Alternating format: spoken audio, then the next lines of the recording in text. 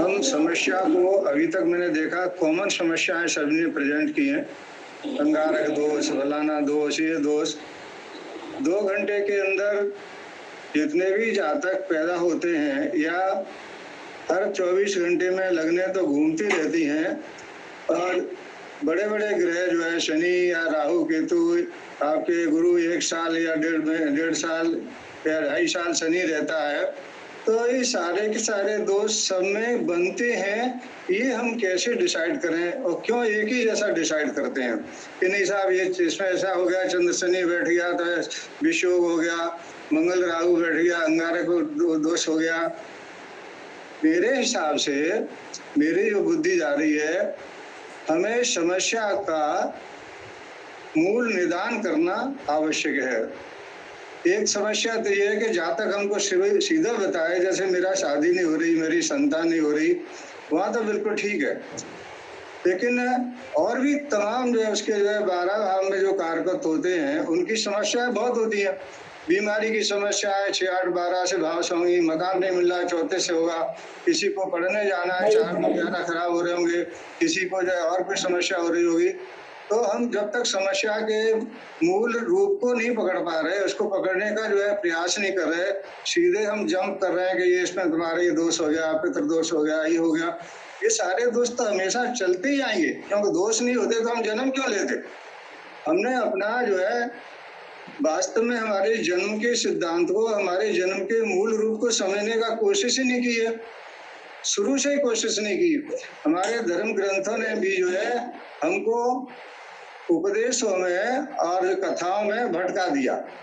हमारे जो मूल रूप से जो है वास्तव में हमारे जीवन की जो है रहस्य है, वो हमारे वेदों में, उपनिषदों में, पुराणों में तो कथा के रूप में है। हमने इन्हें कभी पढ़ने की कोशिश नहीं की। ज्योतिष की बात आती है तो ज्योतिष में आज तो इतना प्रचार प्रसार हो चुका है कि गली मोहल्ले में कोई भी नहीं बचा ज्योतिष में रुचि नहीं ले रहा हो। हमारे ज्योतिष जो है जगत में भी अभी जितने भी ज्योतिषी आए हैं, जितने भी ज्योतिषी सामने आते जा रहे हैं, मैं ये नहीं कह रहा कि उनको ज्योतिष नहीं आता, सभी ज्योतिषाचार्य हैं, लेकिन वो सिर्फ जो है उतने ही से सीमित बहुत से लोग कर रहे हैं अपने को कि वो ग्रहों को ले लिए, उन्होंने भाव को ले लिए, ये योग बन गया, ये चांडाल योग गया, ये पितृदोष हो गया। उनको वास्तव में और भी विषयों का पूरा गहन अध्ययन करना है। उपाय की बात आती है तो उसको कायदे से चिकित्सा विज्ञान का पूरा अनुभव होना चाहिए, क्योंकि कल को कोई बीमार व्यक्ति आता है कि मुझे फलानी बीमारी है, आपने ग्रहों को भाव को पकड़ के तो बता दिए भाई उपाय कर लो, लेकिन उसे तो अभी दवा की जरूरत है। सबसे पहले आप तो देखो कि उसका जो है समस्या क्या है, उसकी जो ग्रेविटी कितनी है। अब सपोज करो हमने समस्या भी पकड़ ली, उसकी ग्रेविटी भी पकड़ ली, तो हम ये देखें कि उसकी वास्तव में ठीक होने की प्रॉमिस है कि नहीं है। यदि वो बीमार है और वास्तव में बीमारी से वो ठीक नहीं हो पा रहा, मुक्त नहीं हो पा रहा, या मान लो वो 80 साल का, 85 साल का कोई वृद्ध जो है किसी का पुत्र लेके आ रहा है कि मेरे पिता बीमार हैं और साहब मुझे उपाय बताओ, तो आपने कहा साहब महामृत्युंजय का जाप करा लो, अनुष्ठान करा लो। आपने देखा ही नहीं है कितने दिन जीवित रहेगा। अन्यसरी आपने 3 लाख 4 लाख का उसको एक अनुष्ठान बता दिया, पता लगा कि वो तो 3 दिन बाद मरने वाला है। तो मतलब मेरा ये कहने का है कि समस्या के मूल रूप को पकड़ा जाए और उसके प्रॉमिस को पकड़ा जाए कि वास्तव में ये समस्या हमारा का निदान हो रहा है कि नहीं हो रहा, तब हम जाके समाधान पर पहुंचे, तब उपाय पे पहुंचे कि ये उपाय हमको बताना है। उपाय में भी देश काल परिस्थिति को लोग छोड़ करके सीधा जो है उसे बोलते हैं कि भाई तुम पोखराज पहन लो। अरे उसकी जो है हालत ही नहीं है, परिस्थिति नहीं है, उसकी फाइनेंशियल पोजीशन नहीं है, वो कैसे कर लेगा। तो मतलब कहने का ये है कि बीमार आदमी है, उससे कहो नहीं बैठ करके तुम मंत्र जाप करो, जो है ये करो, तो वो कैसे कर लेगा, क्योंकि तो बीमार है। तो वहाँ बहुत सी परिस्थितियों को तौल मोल करके उपाय भी बताने चाहिए। तीसरा मैं छोटे से रूप में वैज्ञानिक पर आता हूँ, तो वैज्ञानिकता का तो यही आधार है कि हमारा शरीर ही एक विज्ञान है। हमारा पूरे शरीर में इतनी कोशिकाएं भरी पड़ी हैं। आज हमारा जो है चिकित्सा विज्ञान, मेडिकल साइंस ने सिद्ध कर दिया है कि एक एक सेल हमारे विज्ञान से भरी हुई है, एक एक सेल हमारे पूरे ब्रह्मांड से जुड़ी हुई है। हमारी जो माइक्रोकॉस्म और मैक्रोकॉस्म का सिद्धांत है, पिंड ब्रह्मांड का, जो आदिकाल से हमारे वेदों और शास्त्रों ने बताया हुआ है, तो वो अपने आप में विज्ञान है। तो हम आज उस क्वेश्चन क्यों करते हैं कि वैज्ञानिक नहीं है? ये सारी चीज वैज्ञानिक है। हमको नहीं आता कि वो वास्तव में विज्ञान को हम ढूंढे कैसे। हम हर चीज पे क्वेश्चन करते हैं।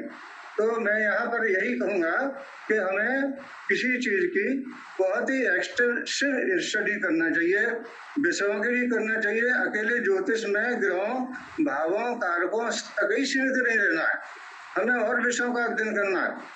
जितना ज्यादा से ज्यादा हम अध्ययन करते जाएंगे, हम उपाय भी उतने ढूंढते चले जाएंगे, सरल उपाय सामने आते जाएंगे और हम समाधान भी करने में सक्षम हो जाएंगे। धन्यवाद सभी को, मेरा प्रणाम। शिव जी को पुनः धन्यवाद, आशीर्वाद, नमस्कार। Thank you so much Ojha sir. बहुत ही अच्छा आपने इस तरह का, मुझे था ऐसा कि आप बहुत अच्छा बताएंगे शॉर्ट में और पूरी ज्ञान पर कम शब्दों में अपना पूरा ज्ञान आपने उड़ेल दिया इस विषय के बारे में कि सच बात है हमारा शरीर ही विज्ञान है पूरा की पूरा, और उसको हम वैज्ञानिकों से ही कनेक्ट कर सकते हैं। ठीक है, अब मैं आगे बुलाना चाहूंगी श्री अरविंद भारद्वाज जी, हरियाणा से हैं आप, लाल किताब के एक्सपर्ट हैं। श्री अरविंद भारद्वाज जी।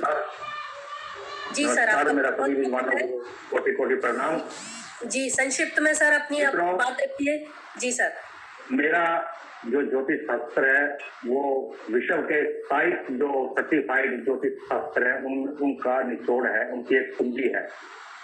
जैसे किसी बच्चे को पास होने के लिए पेपरों में कुंजी की बहुत अति आवश्यकता पड़ती है, कुंजी सार होती है किसी चीज का, ऐसे ही लाल किताब सभी शास्त्रों का निचोड़ है, कुंजी है, की है। उसके अंदर सभी शास्त्रों की चीजों को समावेश करके कम अप करके छोटी चीज बनाई गई। गोस्वामी जी ने रामचरित्र मानस में एक बात लिखी है, जाको प्रभु दारुण दुख दीनो ताकि बुद्धि पहले हर लीनो। यानी कि जिस व्यक्ति को दुख देने हैं सबसे पहले उसकी बुद्धि ही खराब होगी।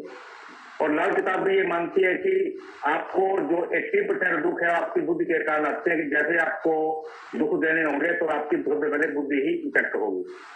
बुद्धि और मन दोनों ही आपस में बहन भाई का नाता है।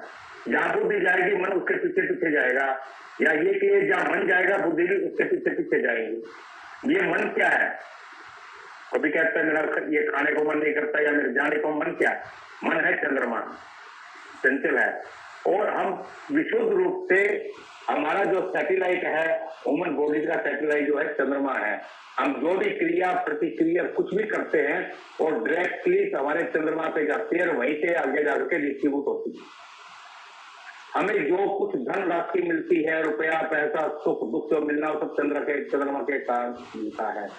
अगर हमारा चंद्रमा मजबूत है तो आपके पितृ ग्रोथ कम हो जाएंगे, आपको पितरों से बहुत कुछ लाभ मिलेगा।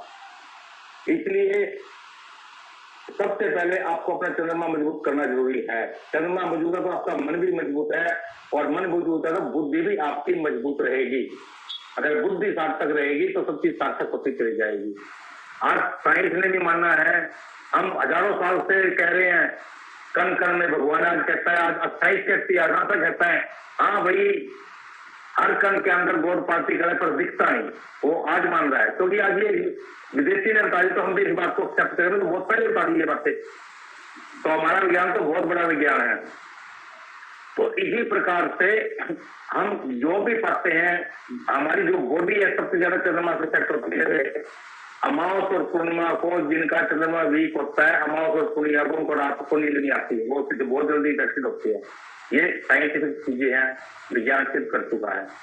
इसी प्रकार जो लाल किताब है इन सभी का समावेश है, इन सब चीजों का समावेश है। और मैं अभी सभी की बात करते सबसे लास्ट में मेरा नंबर आया, मैं सबकी बात सुन रहा था, सभी ने कहा उपाय उपाय उपाय। उपाय कहीं नहीं है, केवल और केवल लाल किताब के अंदर उपाय है, इसके अलावा कोई उपाय नहीं।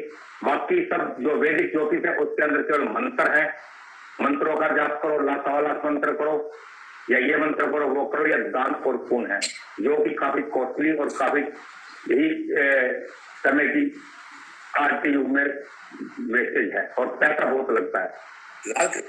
श्री भारद्वाज जी, एक मिनट। भारद्वाज जी, सब लाल किताब पर छोटी छोटी चीजों ये लाल किताब में मैं क्षमा चाहूंगी, आपको रोक रही हूँ सर। लाल किताब में जो भाव खाने बदल देते हैं कि भाई चौथा भाव है वो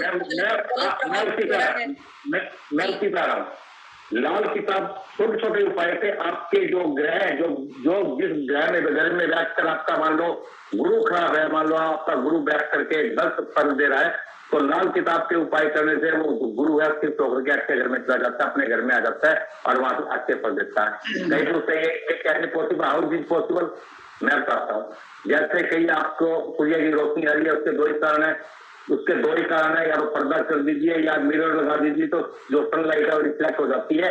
ऐसे ही ग्रह उनके उपायों से, उपयुक्त उपाय करने से उससे जो ग्रह हैं वो भी अपना घर चेंज करके दूसरे घर में चले जाते हैं। यह सब उपाय से होता है। मैं एक बात तुझे बता रहा हूँ, आज को जो भी देखता है सभी लाल किताब के उपाय पढ़ा देते हैं सबको। वैदिक कुंडली देखते हैं, उपाय लाल किताब के बतलाते हैं, उससे फर्क जो पड़ता है बड़ा उल्टा पड़ता है। फायदे की बजाय नुकसान हो जाता है, फायदे की बजाय नुकसान हो जाता है। वैसे उपाय बिल्कुल नहीं करें, नीम की खतरे जान। लाल किताब एक ऐसी है, आपकी आयु तो नहीं बढ़ा सकती क्योंकि आयु तो तुम तो परमात्मा है, लेकिन आपकी बीमारी, मृत्यु, तुल्य, कष्ट, इन सबको बहुत कम कर देती है, बहुत ज्यादा कम कर देती है। ये सभी जितने भी उपाय है सब वैज्ञानिक आधार पर उपाय है, सबका विज्ञान से और आपकी बॉडी एलिमेंट से डायरेक्टली इनडायरेक्टली कनेक्टेड जुड़ा हुआ होता है, तभी वो चीजें होती है। मेरे उपाय जो है, मेरे क्या लाल किताब के जो उपाय है वो इतने ठीक है कि ऐसे अद्भुत, ऐसे चमत्कारी कार्य किया है। मैं यहाँ पे टाइम कम है और लास्ट में मेरे को बोलने का भी समय मिला है। चमत्कारी उपाय है जो इसलिए चमत्कार करते हैं वो उपाय, आदमी सोच नहीं सकता कि क्या हुआ, ये एकदम ठीक कैसे हो गए। तो आज के युग में भागदौड़ की जिंदगी में लाल किताब एक पूर्ण रूप से सार्थक। मैं किसी की बुराई नहीं करता, ना मैं किसी को कंट्राडिक्ट करता, लेकिन भागदौड़ की जिंदगी में हर आदमी को इंस्टेंट चाहिए। आयुर्वेदिक दवाइयां सबसे अच्छी होती है, लेकिन लोग एलोपैथी पे जाते हैं क्योंकि इंस्टेंट रिजल्ट देती है, चाहे इसके साइड इफेक्ट हो। बट लाल किताब का ना कोई साइड इफेक्ट है और एलोपैथी की तरह इंस्टेंट रिजल्ट देती है। हम किसी को ये मना नहीं करते भाई आप मूंगा पहनो या सुखा डालो, जो मर्जी डालो, आपकी इच्छा है, क्योंकि ये सबका समावेश है। नवों का भी समावेश है, आपके हस्तरेखाओं का भी समावेश है। एक कुंडली मात्र लगन कुंडली देखने से हम उस आदमी का पूरा खाका तैयार कर देते हैं कि तेरे पूर्व जन्म में तुमने पाप किए हैं। क्योंकि लाल किताब इस आधार पर कि आपको जीवन में जितने भी दुख भोग रहे हैं, जितनी भी परेशानी आ रही है, इसके पीछे 80% कारण आपके पूर्व जन्म के हैं। 80% जो समस्या है वो पूर्व जन्म की है और 20% समस्या जो है, मैं आ रहा हूँ, और जो 20% समस्या है वो आपके पितृक दोष। क्या जी, दोबारा बोलिए। जब किसी ग्रह की एनर्जी को आप डाइवर्ट करते हैं तो प्रत्येक ग्रह पॉजिटिव होता है, तो वो कहीं ना कहीं किसी दूसरे कामों के लिए नेगेटिव भी होता है। तो जब आप एनर्जी डाइवर्ट कर देते हैं तो उसके इस तरह के इफेक्ट्स भी दिखाई देते होंगे लाल किताब में कि एक चीज ठीक हुई तो दूसरी खराब हुई। जी नहीं, बिल्कुल नहीं। मैं यहाँ पे एक बात बोलना चाहूंगा, ना मैं चाहता हूँ, लाल किताब क्या कहती है कि कोई भी एक ग्रह आपका कुछ नहीं बिगाड़ सकता। शनि आपका चाहे कितना भी खराब हो, वो आपका कुछ नहीं बिगाड़ता अनटिल अनलेस दूसरा कोई ग्रह वही बात ना कहता जो शनि कह रहा है और शनि को सपोर्ट ना कर रहा हो, तभी आपके ऊपर वो चीज का इफेक्ट आएगा। दवाई अकेला ग्रह कुछ कर नहीं सकता, जैसे कहते ना अकेला तेरा क्या भान को फोड़ेगा, ऐसे ही 9 ग्रहों में से कोई एक ग्रह मिलके, एक ग्रह अकेला कुछ भी नहीं कर सकता, उसकी कोई क्रिया नहीं। उसने बोल दिया, शनि ने बोल दिया कि तेरी ऐसी कैसी करनी है, वो कितना जोर कर ले, वो कुछ जा सकता, कुछ नहीं बिगाड़ सकता अनटिल अनलेस उसके साथ शुक्र, राहु या कोई दूसरा ग्रह जो क्रूर ग्रह के साथ मिला हुआ है वो उसको सपोर्ट ना करे। एक तो ये कंसेप्ट क्लियर है। दूसरा, लाल किताब क्या कहती है, अगर आपका शनि खराब है, शनि के उपाय मत करो, बहुत ज्यादा नुकसान हो जाए। जैसे मैं यहाँ पे एक उदाहरण देता हूँ, मेरी नीता जी से किसी बात को लेकर के अनबन होगी, नीता जी मुझसे नाराज होगी, अगर मैं इनके बात को मैं उदाहरण तो नीता जी तो मैं ओदा जी को पकड़ूंगा। ओदा जी, आपके नीता जी के साथ बहुत अच्छे रिलेशन है, आप मेरी जो प्रॉब्लम है उनसे डिस्कस करिए, उनको मिसअंडरस्टैंडिंग होगी उनको दूर करिए। तो ओदा जी नीता जी को सर्टिफाई करेंगे मेरी बात को, ये तस्लीम होगी। मैं इनसे जब बात करूंगा तो इनका जो नजरिया बिल्कुल चेंज होगा। यही बात ग्रह होती है, अगर आपका शनि खराब है आप शुक्र के उपाय कीजिए। शुक्र जो है शनि का गुरु है। शुक्र अगर आपका मजबूत होगा, शनि आपका अपना डाउन हो जाएगा, आपको अच्छे फल देने लग जाएगा। हर ग्रह एक दूसरे से रिलेटेड है। अगर आपका शनि खराब है या सूर्य खराब है, सूर्य खराब है तो आपको सूर्य के उपाय नहीं करने, आप गुरु के उपाय कीजिए या मंगल के उपाय कीजिए, आपको फायदा मिलेगा। तो इसलिए लाल किताब ये कहते कि जो ग्रह खराब उसको छेड़ो ही मत, गंदे आदमी को मत करो, उसके साथी को पकड़ो, उसके साथी को मजबूत करो, ताकि वो अपने आप ही ठीक हो जाएगा। क्योंकि दोस्त का दोस्त मित्र होता है और शत्रु का दोस्त शत्रु होता है। ऐसे ही लाल किताब इसी सिद्धांत पर काम करते हैं, इसके बड़े ही फ्रूटफुल रिजल्ट आते हैं, इंस्टेंट रिजल्ट आते हैं। और बताइए नीता जी। सर आज के लिए बस इतना ही क्षमा चाहूंगी। बहुत अच्छा आपने बोला, बड़ा अच्छा ज्ञान दिया, लेकिन आपको फिर किसी दिन हम थोड़े लंबे समय के लिए जरूर प्रार्थना करेंगे कि आपसे ज्यादा ज्ञान ले सकें। आज के लिए लेकिन क्षमा चाहूंगी। धन्यवाद, नमस्कार, प्रणाम। आपका बहुत बहुत धन्यवाद, बड़ा अच्छा ज्ञान आपने दिया। सुनेंगे फिर कभी भी पूरा भी। धन्यवाद धन्यवाद, thank you ji, thank you so much. अब मैं आमंत्रित करूंगी हमारे गुरु, हमारे पिता, हमारे प्रणेता श्री हरि मोहन गुप्ता जी को। सर आइए और हम सबको अपना आशीर्वाद दीजिए। सभी विद्वानों को मेरा नमस्कार। प्रणाम सर। उपायों के संदर्भ में मैं विशेष तो कुछ नहीं बोल सकता हूं, लेकिन एक बात अवश्य है कि इनकी वैज्ञानिकता और प्रामाणिकता पर कोई संदेह नहीं, लेकिन जिस प्रकार से किसी रोग के संदर्भ में एक डॉक्टर जितना सही तरीके से बतला सकता है उतना कॉमन मैन नहीं बतला सकता। और डॉक्टर भी जब उसकी पूरी वैज्ञानिकता पर वैज्ञानिक रूप से जब परीक्षण करता है तभी कुछ बतला पाता है। जनरल कुछ भी बोल देना या किसी प्रकार की अकस्मात कुछ कह करके कुछ उपलब्धियां अगर हो गई वो प्रमाणिक नहीं कहलाएंगे। तो मेरा उपायों के संदर्भ में तो मैं ज्यादा कुछ नहीं बतला सकता हूं, क्योंकि मैं सजेस्ट भी नहीं करता हूं, क्योंकि मैं जानता भी नहीं हूं।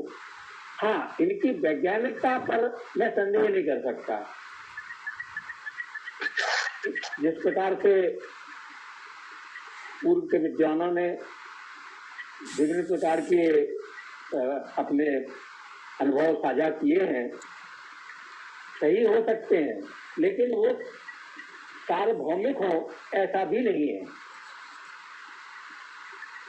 किसी भी कुंडली को अध्ययन करने के लिए भी तो एक युक्ति को जानकार होना चाहिए। हर एक व्यक्ति कुंडली के खाकों को देख करके तो कुछ निष्कर्ष पर नहीं पहुंच सकता है, तो वो कितना प्रामाणिक है, कितना जानकार है। उसी प्रकार से उस कुंडली से निकलने वाले जो और डेरिवेटिव्स हैं, उन डेरिवेटिव्स को हमारे यहाँ 3 प्रकार के पक्ष कहे गए हैं: भौतिक, मानसिक और आत्मिक। ये दोष क्या है? ये दोष ये है कि हमारे बाई डिफॉल्ट की हम लेकर के आए हैं जन्म से, उनमें हम किस प्रकार से परिवर्तन कर सकते हैं या परिवर्तन योग्य है कि नहीं। केपी साहब ने 3 प्रकार के दोषों के संदर्भ में कहा है। एक, नॉन फॉरगिवेबल, नॉन पॉर्डनेबल, जिनको क्षमा नहीं किया जा सकता। दूसरा, जिन्हें थोड़ा कष्ट दे करके और वो क्षमा योग्य हैं, और कुछ बहुत न्यून और जो हमेशा ही क्षमा योग्य हैं। इनको भी निकालने का एक तरीका उन्होंने बतलाया कि किस प्रकार के कुंडली में नॉन फॉरगिवेबल को हम ढूंढें, और नॉन फॉरगिवेबल में आप किसी प्रकार के कोई भी डाइवर्जन नहीं कर सकते, उन्हें वो एक्सपीरियंस करने ही पड़ेंगे। लीस्ट फॉरगिवेबल यानी वो समय तो हमें व्यतीत करना पड़ेगा, लेकिन जैसे ही वो समय व्यतीत होगा ऑटोमेटिकली वो स्थितियां हमारी सामान्य हो जाएंगी। और एक फॉरगिवेबल कि हमारे जो पुराने कुछ इस तरीके के जो स्टेप्स हैं जो हमने तो वो थोड़ा सा फ्लैश करके और अंडू हो जाते हैं। ये एक प्रोसेस है, हर व्यक्ति के साथ ये प्रोसेस घटित होती है। सवाल ये है कि जो फॉरगिवेबल है, लीस्ट फॉरगिवेबल मतलब बहुत इंस्टेंट थोड़े से समय के लिए, हमारा सबसे शॉर्टेस्ट समय जो आता है दिनचोटी में, वो शॉर्टेस्ट समय सूर्य का होता है, और सबसे बड़ा वो शुक्र का होता है, यानी 10 दिन से लेकर के और 40 डेज का। बहुत सारे ऐसे होते हैं जो 10 दिन के लिए या 40 डेज के लिए बहुत ही हैवीली हमारे पास, लेकिन उसके बाद वो एक छोटा सा इंस्टेंस देते हैं आपको, हम समझा उदाहरण के रूप में। एक व्यक्ति एक व्यक्ति के पास पहुंचा और उसने बताया कि हमें एक तो जब कोई व्यक्ति परेशान होता है तो वो कुछ दिनों तक तो उस परेशानी को स्वयं एनालाइज करता है, उसके बाद फिर वो एक्सपर्ट के पास अप्रोच करता है। तो वो जब उसने अप्रोच की ज्योति को, ज्योति ने देखा कि इसका एक 10 दिन से लेकर के और 25 दिन का एक पीरियड है, जो पीरियड इसके लिए बहुत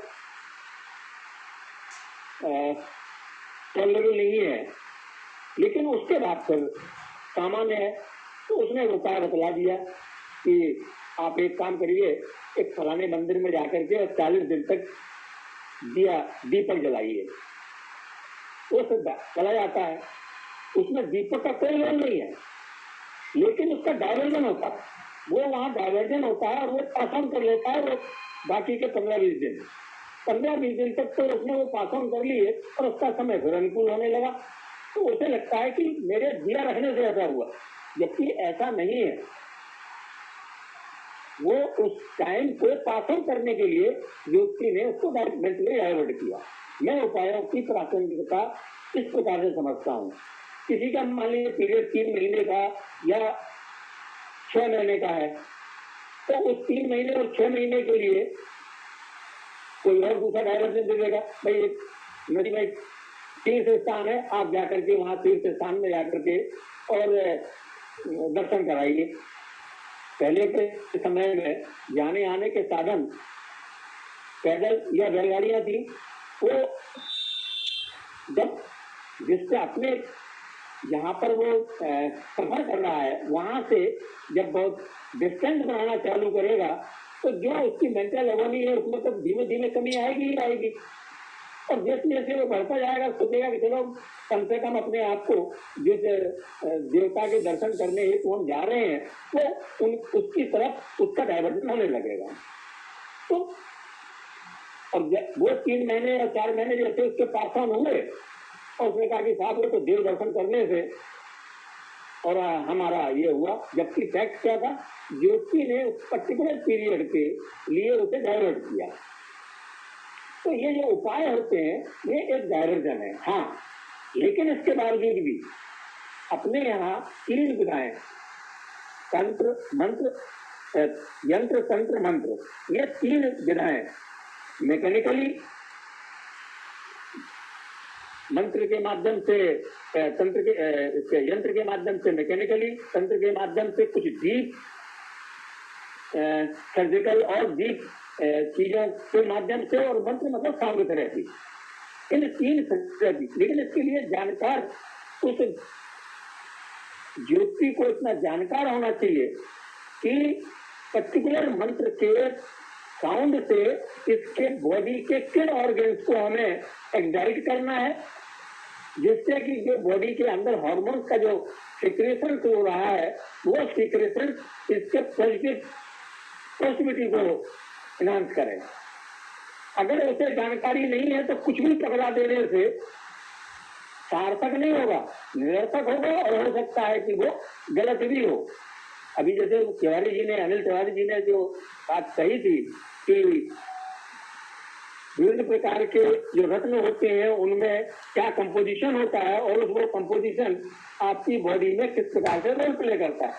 मुझे मालूम तो हो, उस व्यक्ति को मालूम तो हो कि उस पर्टिकुलर व्यक्ति के अंदर डेफिशिएंसी किस केमिकल की है। अगर उसे केमिकल की डेफिशिएंसी नहीं मालूम है और वो उसके विपरीत केमिकल को उसके प्रवाहित करने का प्रयास करेगा तो रिजल्ट, तो परिणाम क्या होंगे? क्यों? जैसे ओझा जी ने कि ये जो ह्यूमन मेडिकल, ये भी तो मालूम होना चाहिए। अगर हमको ये नहीं मालूम है तो परिणाम हमारे हम किस प्रकार से प्राप्त कर पाएंगे? तो बहुत आवश्यक है पहले ज्योति कितना वैज्ञानिक है। अगर वो वैज्ञानिक है तो वैज्ञानिक रूप से उपायों की प्रासंगिकता है, और अगर अनुमान से और ऐसे ही कि हमने यहाँ कोई कॉमन मेडिसिन नहीं होती है, इंडिविजुअल के हिसाब से मेडिसिन होती है। मेडिसिन मतलब उपाय इंडिविजुअलिटी के हिसाब से। पुराने समय में आपने देखा हो कि जब कुंडली बनती थी तो उसमें स्वर, धातु और इन प्रकार की चीजों का भी विवेचन होता था कि इस व्यक्ति की क्या धातु है, क्या इसका स्वर है, क्या इसका, वो विभिन्न प्रकार की चीजें वो भी कुंडली में दर्शाई जाती थी। क्या इसकी वेजिटेबल होगी, किस प्रकार से किन चीजों के संदर्भ में इसकी अनुकूलता होगी, वो उन्हीं चीजों को पकड़ करके पहले युक्ति वैद्य भी हुआ करते थे। वैद्य का होने का तात्पर्य ये होता है कि उसको ह्यूमन बीइंग की मेडिकल हिस्ट्री भी मालूम रहती थी। वो उन्हीं प्रकार से उपयोग और प्रयोग करके उस व्यक्ति को स्वस्थ करने का प्रयास करता था। स्वस्थ होना यानी व्यक्ति की मानसिक विक्षोभ को शांत करना। तो मैं इसकी वैज्ञानिकता का संदेह नहीं करता हूँ, लेकिन वैज्ञानिक मैं नहीं हूँ, इस कारण से इसके वैज्ञानिक प्रमाण भी नहीं दे सकता। लेकिन मेरा जो अनुभव है, मेरी जो इसमें कि किसी भी उपाय को किस प्रकार से युक्ति सारे समीकरणों को लेकर के और उपयुक्त उपाय उसे अगर देता है तो ही सार्थक है। अन्यथा कभी किसी को कोई उपाय बतला दिया और वो उपाय उसके लिए फलीभूत हो गया, इसका मतलब ये नहीं होगा कि वो सार्वभौमिक हो गया। इसके अतिरिक्त मैं और नहीं कुछ कहना चाहता। Thank you so much sir, बहुत ही बढ़िया आपने मीटिंग को समाप्त किया। फाइनली हम लोगों ने ये जाना कि हर एटम की अपनी एनर्जी होती है और वो चाहे कॉन्सेंट्रेट करे या एक्सप्लोजन हो,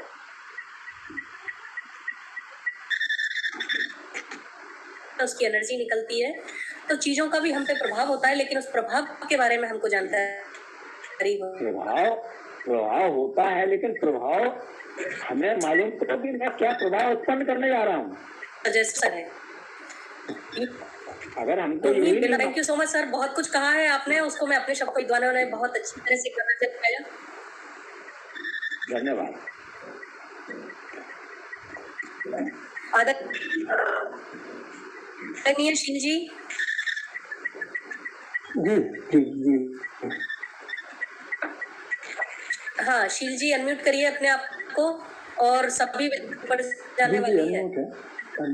नहीं, म्यूट है, म्यूट। अब क्लियर है? जी शील जी, सर क्लियर है। जी, अब क्लियर है? जी क्लियर है। सभी जी, आज वेबिनार में जितने भी विद्वजनों ने भाग लिए उनका बहुत बहुत धन्यवाद और आभार। और जो वक्ता आज प्रतिभाग किए, सर्वप्रथम लाल का आशीर्वाद मिल गया तो बहुत अच्छी शुरुआत हुई। और निशा जी ने बहुत वैज्ञानिक तरीके से पंच तत्वों के आधार पर उपाय का विवेचन किया। हेमचंद पांडे सर ने ग्रहों को ठीक रखने के व्यवहारिक उपाय बताए। धर्म त्रिकोण को मोक्ष त्रिकोण से जोड़कर टुकड़े रहने के उपाय बताए। जड़ी बूटियों को रत्नों के विकल्प के रूप में बताया, ये उनका बहुत सुंदर रहा। मिसिसेनिया जी ने जप तप ध्यान के द्वारा कष्ट निवारण को प्रभाव डाला। आपने वैज्ञानिक उदाहरणों सहित उपाय के प्रभाव बताए। हृदयानंद राव सर ने प्रारब्ध के आधार पर शास्त्रों के उपाय सुझाए। डॉक्टर प्रेमा चंडालिया जी ने उपायों को सब कॉन्शियस माइंड से जोड़कर उपाय को पारिवारिक रिश्तों से जोड़कर अपना विवेचन दिया कि किस प्रकार वो अपने पारिवारिक रिश्तों को मिलने जुलने वाले रिश्तों के आधार पर अपने ग्रहों को सही कर। अवधेश सिंह सर ने प्राकृतिक रूप को उपाय बताया। आपने भय के वैज्ञानिक उपाय बताए और अपने अच्छे अच्छे अनुभव शेयर किए। मनोज सिंह चौहान जी का जो है सब कॉन्शियस माइंड, इसके आधार पर उन्होंने उपाय के शेयर किए। लक्ष्मीकांत जी ग्वालियर से उन्होंने भाग्य प्रारब्ध के आधार पर अपने अनुभव कुछ किए। डॉक्टर अनिल तिवारी जी ने रत्नों वैज्ञानिक के प्रभाव बताया और किस प्रकार बताया कि रत्नों की केमिकल कंपोजिशन नॉर्मल चीजों से अलग होती है। डॉक्टर नरेंद्र दीक्षित जी ने नारी ज्योतिष के शुभ अशुभ योगों द्वारा सर्वकल की वैज्ञानिक व्याख्या की। डॉक्टर शिखा पांडे जी द्वारा उपायों में भावना प्रधान बताई गई। उन्होंने बताया किस प्रकार एक ज्योति को भावना को आगे रखते हुए सामने क्लाइंट को उपाय बताने चाहिए। ओझा सर द्वारा समस्या को पहचानने पर ज्यादा जोर दिया गया कि जैसे पहले समस्या को पहचाने तब उपाय होता है। कि अरविंद भारद्वाज जी लाल किताब के उपायों पर चर्चा की गई। अंत में श्री हरिमोहन गुप्ता सर द्वारा बहुत ही वैज्ञानिक तरीके से ये बताया गया, पहले हम उपाय समझे तो पहले हम समझे कि उपाय की वैज्ञानिकता क्या है तब उपाय बताएं। तो इस प्रकार सभी वक्ताओं ने बहुत अच्छा वैज्ञानिक तरीके से विवेचन दिया और कुछ लोग नेटवर्क की प्रॉब्लम से ज्वाइन नहीं कर पाए और सेमिनार के लिए जो निशा जी ने मेहनत की, पंकज जी ने मेहनत की और पंकज जी थोड़ा कोविड पॉजिटिव हो गए हैं, तो हम लोग तो प्रार्थना करते हैं जल्दी वो स्वस्थ हो जाए। और ज्योतिष गुरुकुल की पूरी टीम की तरफ से आप सबको धन्यवाद एवं आभार। धन्यवाद जी, आप सभी का बहुत बहुत धन्यवाद। अब आप सभी लोग अपने आप को लेफ्ट कर दीजिए। धन्यवाद, थैंक यू।